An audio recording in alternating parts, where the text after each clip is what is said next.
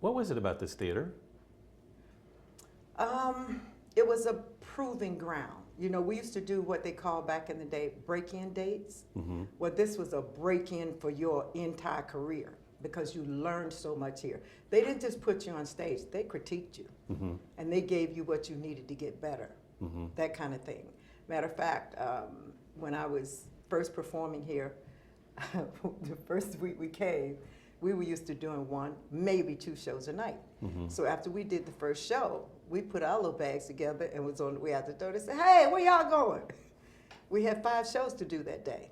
And that was our break-in for all the theater, repertoires that we were going to be doing. So Right. it was, and if you had a really hot show, you were able to do 7 shows a day. And so we got broken into that, but my voice wasn't necessarily trained to do that kind of singing. And by the second show, I'm out of voice. Because I guess I've heard them call me a power singer or something like that. I didn't even know what that was then. You know, I just know my mom, when she raised me, you don't shirk on your nose. You know, you hit the note. And so Bobby Schiffman and Honey Coles and Charlie Atkins and all of them were the creative powers in the theater at that time. And they came up and they said, you know, we can't have you getting hoarse by the second show. What is it you're doing? You know, maybe you can hold back. I never learned how to do that. Right. I give you my all every show. So they sent me to the doctor. They got a doctor for me, you know. And Maurice King was our musical director at the time. He said, I got 2 things that'll help you, okay?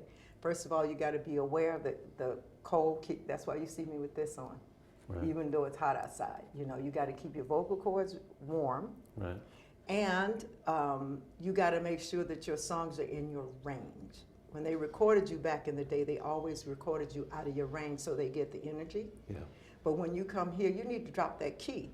And he told me for the first time, your top note is a B flat in your natural voice. Right. If you go above that too many times, you won't have voice. Right. And that's what I do now. I stay in my key. Right. So there was a staff at the Apollo that was sort of looking out for you? Oh, everybody. Right. That's the way they did their shows. And they would tweak the shows and said, okay, this act is better coming in this spot. Right. Or Okay. this act is better. Interesting.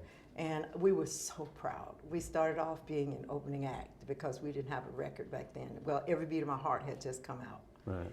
And it was flying up the charts, but we were an opening act. And we didn't have but 2 songs.